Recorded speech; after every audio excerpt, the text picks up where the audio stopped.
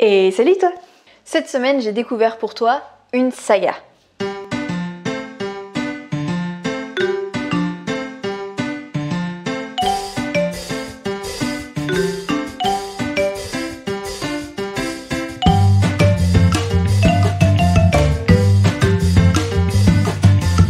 Du coup en fait c'est un polar humoristique et plus précisément en fait un roman de détection. Et si tu te souviens pas de ce que c'est un roman de détection, je t'en avais parlé dans une vidéo que je te mets, je sais jamais de quel côté ça arrive, je crois que c'est celui-là. Bref, tu auras dans le petit i la vidéo qui t'en parle, mais un roman de détection, le but en fait c'est que toi tu suives l'enquête en même temps que le policier. Et donc du coup dans cette saga en fait tu vas retrouver les mêmes personnages d'opus en opus et tu vas pouvoir suivre l'enquête avec eux et essayer toi aussi de trouver qui est le meurtrier. Et en fait finalement chacun des tomes est une enquête à part. Alors au début en fait elle cherchait un petit peu son style et un peu comme tous les auteurs. Et finalement c'est après 2 romans mis au placard qu'elle finit par se lancer dans le polar. Et pourquoi le polar? Parce qu'en fait elle aime bien tout ce qui est enquête et surtout les auteurs anglo-saxons, un peu comme Agatha Christie ou encore Mary Higgins Clark. Bref, il y a plein d'auteurs qu'elle adore anglo-saxons et elle a voulu reprendre ce style. Du coup si tu cherches une idée de roman écrit par des femmes, là t'as une belle sélection. Mais du coup, pourquoi elle aime ça, Catherine? Eh ben tout simplement parce que déjà les îles britanniques, c'est une bonne raison, mais aussi parce que pour elle, une enquête, c'est des maths. Du coup, elle voulait quelque chose en fait un petit peu à cette image, quelque chose issu du polar populaire, et ce qu'elle voulait c'était quelque chose qui allait être finalement simple mais efficace. En fait, dès le début, le choix du coup de la série s'est imposé à elle, parce que ce qu'elle voulait, c'est finalement qu'on retrouve un pote, qu'on retrouve un ami comme ça de livre en livre. Et c'est pour ça qu'elle s'est autant concentrée sur le personnage principal. Donc pour son personnage principal, elle voulait quelque chose de drôle, de pétillant. Et tout de suite, en fait, l'image de Josiane Balasco lui est venue en tête.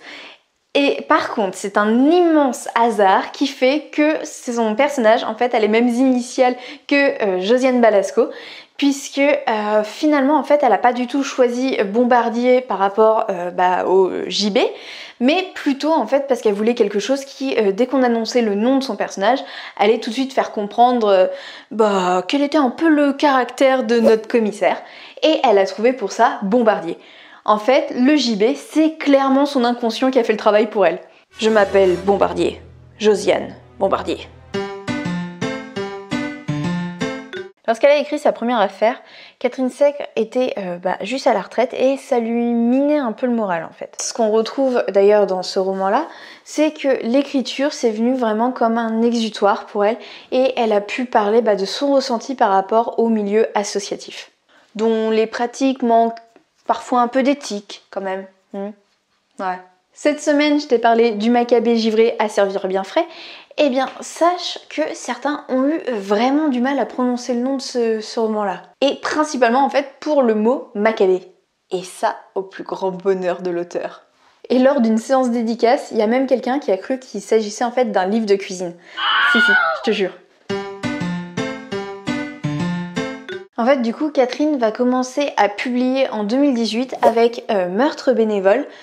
En fait, c'est lorsqu'elle va arriver à la retraite qu'elle va décider de se lancer dans l'écriture. Avant ça, elle était ingénieure et elle travaillait dans le milieu de l'horticulture. Un sacré virage. Avec ses 5 romans auto-publiés, Catherine Sec s'est fait vraiment sa place dans le polar. Ce qu'il faut savoir sur elle, en fait, c'est que c'est une optimiste incurable et qu'elle adore faire rire ses proches. Et c'est même elle, en fait, qui met l'ambiance en soirée. Alors du coup forcément ça se ressent dans son écriture et elle ne veut surtout pas écrire quelque chose de sombre qui va mettre en valeur les côtés les plus noirs de l'être humain. Avec Catherine, c'est simple, on chante, on rit, on s'amuse. Elle aurait beaucoup aimé en fait écrire Le Petit Prince parce qu'elle se souvient de l'avalanche de sentiments qu'elle a ressenti au moment où elle l'a lu pour la première fois et c'est là véritablement qu'elle a compris que la lecture, ça avait un pouvoir mais juste immense. Alors c'est bien beau, je te décris un joli petit tableau là depuis tout à l'heure, mais en fait il y a quand même un petit diable qui se cache derrière Catherine Sec. Elle a l'air toute douce comme ça, mais gare à celui qui va la sortir de sa bulle lorsqu'elle va être en train d'écrire. Ça fait des étincelles.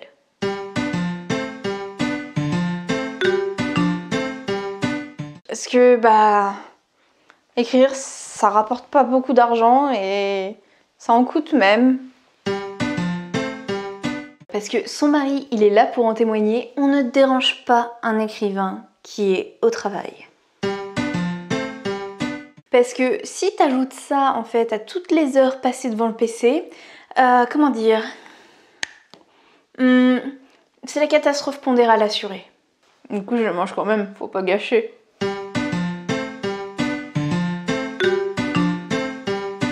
Parce qu'en fait, ce livre-là, c'est le genre de bouffée d'oxygène dans un monde qui est asphyxié. Et ça, en tant qu'asthmatique, j'adore. C'est un rendez-vous amical.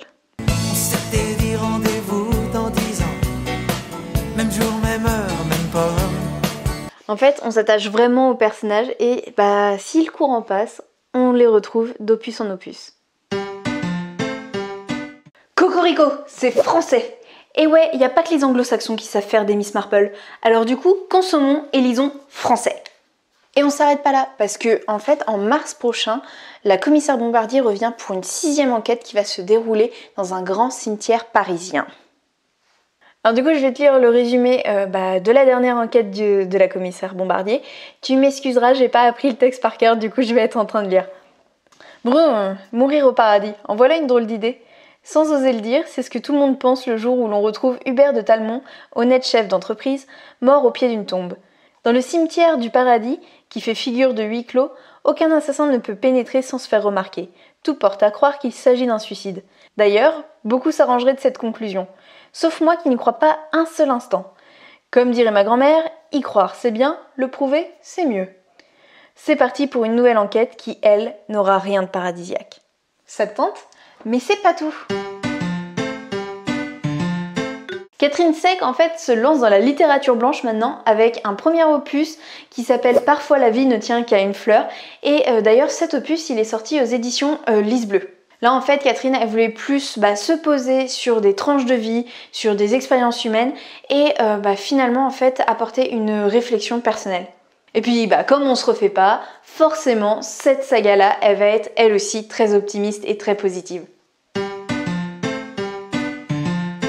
Du coup, avec la sortie de son premier roman de littérature blanche, Catherine Sec a décidé d'ouvrir sa boutique en ligne sur un nouveau site internet. Tu pourras d'ailleurs le retrouver en lien dans la barre d'infos. Et comme ça, on consomme français sans passer par les grandes plateformes, si tu vois ce que je veux dire. J'espère que tu as aimé ce nouveau format. Tu pourras retrouver toutes les infos en barre d'infos, justement.